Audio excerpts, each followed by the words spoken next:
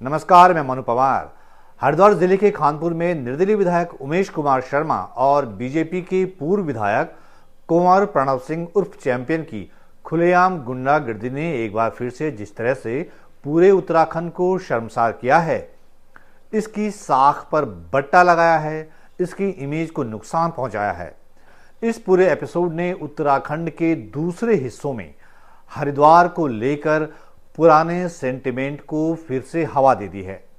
खासकर social media पर चर्चा गर्म है और बहुत से लोग अफसोस जता रहे हैं कि आखिर पूरे हरिद्वार जिले को उत्तराखंड में शामिल किया ही क्यों गया था, क्योंकि तब पूरे हरिद्वार जिले को शामिल करने की डिमांड न तो आंदोलनकारी संगठनों की ओर से की गई थी और न ही हरिद्वार के लोग ही इसके इच्छुक थे। मुझे अच्छी तरह याद है कि उन दिनों आंदोलनकारी संगठनों का एक तबका केवल हरिद्वार कुंभ क्षेत्र को ही नए राज्य में शामिल किए जाने की पैरवी कर रहा था। ऐसे में आपको ये जानना जरूरी है कि उत्तराखंड राज्य के गठन की प्रक्रिया में हरिद्वार जिले को कैसे और किसने शामिल करवाया। ये समझाने में मेरा ये एक्सप्लेनर वीडियो बड़ा मददगार होगा, जिसमें मैं यूपी विधानसभा और संसद की पुरानी कार्यवाहियों के जरिए आपको उस दौर में हरिद्वार को लेकर हुई चर्चा का एक एक पॉइंट बताने जा रहा हूं। लेकिन आगे बढ़ने से पहले दोस्तों, आपसे अनुरोध है कि कृपया मेरे YouTube चैनल को फटाफट सब्सक्राइब कर दें, बेल आइकन पर प्रेस कर दीजिए, वीडियो को लाइक करें, दूसरों तक फॉरवर्ड करें इसका लिंक और नीचे कमेंट बॉक्स में अपने कमेंट जरूर दें।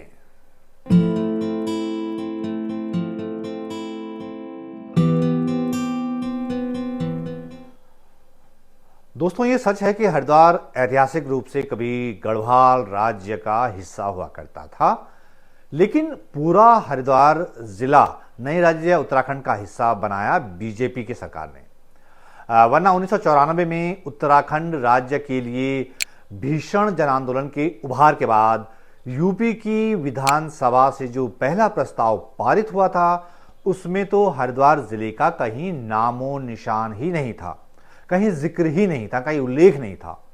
अलग उत्तराखंड राज्य को लेकर वो प्रस्ताव यूपी विधानसभा में पारित हुआ था 24 अगस्त 1994 को, और तब मुख्यमंत्री थे मुलायम सिंह यादव।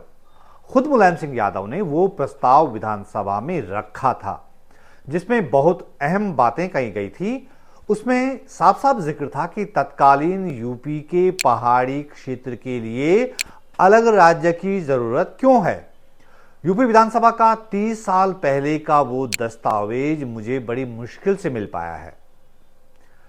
यह प्रस्ताव तब खुद यूपी के तत्कालीन मुख्यमंत्री मुलायम सिंह यादव ने विधानसभा में रखा था। उसकी लाइनों पर गौर कीजिएगा। उसमें लिखा है, उत्तर प्रदेश राज्य की पर्वतीय क्षेत्र की भौगोलिक स्थिति और उस क्षेत्र की विशिष्ट आर्थिक एवं प्रशासनिक अनिवार्यताओं को दृष्टिगत रखते हुए उस क्षेत्र के लिए एक अलग राज्य की स्थापना की जाए। अतः यह सदन केंद्र सरकार से यह संस्तुति करता है कि भारत के संविधान के अनुच्छेद 3 के अंतर्गत संसद द्वारा विधि द्वारा उत्तर प्रदेश राज्य के कुमाऊं और गढ़वाल मंडलों के वर्तमान जिले नैनीताल, अल्मोड़ा, पिथौरागढ़, पौड़ी गढ़वाल, चमोली, टिहरी गढ़वाल, उत्तरकाशी और देहरादून क्षेत्रों को सम्मिलित करते हुए उत्तराखंड नाम से एक पृथक राज्य की स्थापना की जाए। गौर फरमाइएगा, 1994 में मुख्यमंत्री मुलायम सिंह यादव द्वारा विधानसभा में पेश किए गए उस प्रस्ताव में उस समय पर्वतीय क्षेत्र के 8 जिलों का जिक्र है। आज का तराई यानी उधम सिंह नगर जिले वाला जो इलाका है ना, वो तब नैनीताल जिले का ही हिस्सा था। लेकिन यूपी विधानसभा में पारित प्रस्ताव में हरिद्वार का नाम तक नहीं था। तब हरिद्वार जिला सहारनपुर कमिश्नरी का हिस्सा हुआ करता था। जिस दिन यूपी विधानसभा में वो प्रस्ताव आया, तब यूपी विधानसभा में नेता विपक्ष थे कल्याण सिंह। उन्होंने भी इसी प्रस्ताव का पूरी मजबूती से समर्थन किया था, जिसमें हरिद्वार को शामिल नहीं किया गया था। उन्होंने कहा था कि केंद्र सरकार पर सभी दल मिलकर यह दबाव डालें कि वो अलग उत्तराखंड राज्य को स्वीकृति दें। इसके बाद उस समय यूपी के विधानसभा के अध्यक्ष ने मुख्यमंत्री मुलायम सिंह यादव द्वारा प्रस्तुत वही संकल्प पढ़ा जिसमें पर्वतीय क्षेत्र के 8 जिलों को मिलाकर एक अलग उत्तराखंड राज्य के गठन की बात कही गई थी, जिसमें हरिद्वार का कहीं नाम तक नहीं लिया गया था। स्पीकर ने सदन में घोषणा की कि उस प्रस्ताव को स्वीकृत किया गया है। 24 अगस्त 1994 को शाम 4:20 हो रहे थे। सदन में विपक्ष के नेता कल्याण सिंह खड़े हुए और तब के 8 जिलों को मिलाकर उत्तराखंड राज्य बनाने पर उन्होंने अपनी सहमति दी और कहा कि इस प्रस्ताव को सर्वसम्मति से पारित माना जाए। इस तरह उस समय के 8 जिलों पौड़ी, टिहरी, चमोली, देहरादून, उत्तरकाशी, अल्मोड़ा, पिथौरागढ़ और नैनीताल जिले को मिलाकर नया राज्य बनाने के लिए यूपी विधानसभा ने अपनी सहमति केंद्र सरकार को भेज दी। अब सवाल यह आता है कि राज्य आंदोलन के बाद यूपी विधानसभा के पहले प्रस्ताव में जब हरिद्वार जिले का जिक्र नहीं था तो फिर उसे शामिल कैसे करवाया गया, यह भी आपको बताता हूं। दरअसल उत्तराखंड राज्य के लिए यूपी की विधानसभा से अलग अलग समय में कुल 4 बार प्रस्ताव पारित करा के केंद्र सरकार को भेजे गए थे। 1991 में कल्याण सिंह सरकार के समय 1 लाइन का प्रस्ताव भेजा गया था। फिर 1994 में मुलायम सिंह यादव की सरकार के समय प्रस्ताव पारित करा के भेजा गया। फिर 1997 में मायावती सरकार ने केंद्र सरकार को प्रस्ताव भेजा और फिर कल्याण सिंह और फिर रामप्रकाश गुप्ता के नेतृत्व वाली बीजेपी सरकार ने केंद्र को प्रस्ताव भेजा। 1998 में केंद्र में अटल बिहारी वाजपेयी के नेतृत्व वाली एनडीए सरकार ने क्या किया कि उस विधेयक को वापस यूपी विधानसभा को लौटा दिया, कहा कि इसे संशोधनों के साथ भेजिए।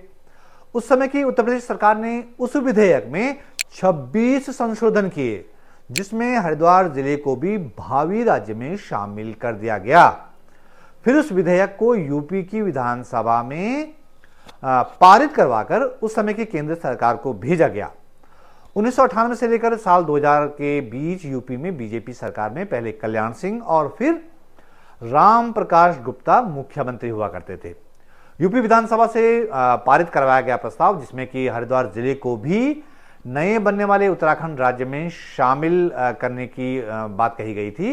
यही प्रस्ताव बाद में यूपी पुनर्गठन विधेयक की शक्ल में सामने आया और उस पर मंजूरी की मुहर लग गई।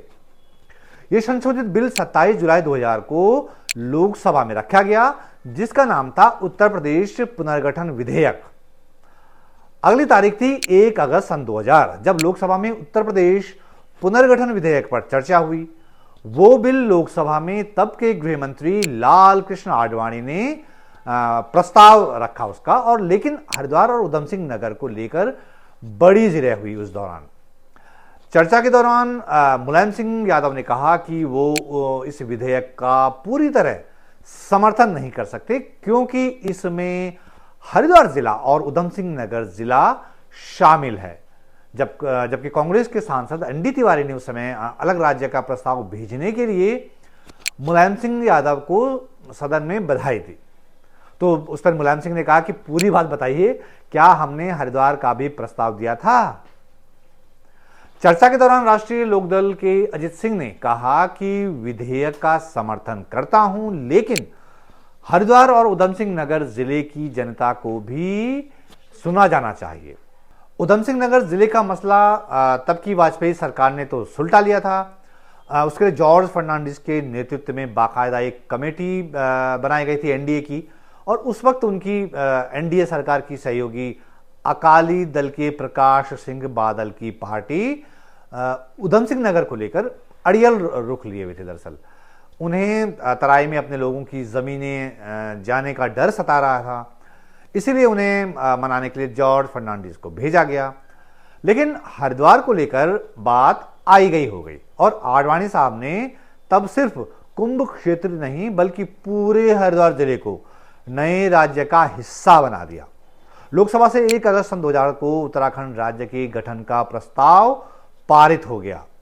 लेकिन उस चर्चा के दौरान लोकसभा में तब के गृह मंत्री लाल कृष्ण आडवाणी ने एक महत्वपूर्ण बात कही थी, और ये उन लोगों के बड़े काम आ सकती है जो कि हरिद्वार जिले को अलग करके वापस यूपी में मिलाने की उसकी पैरवी करते रहे हैं।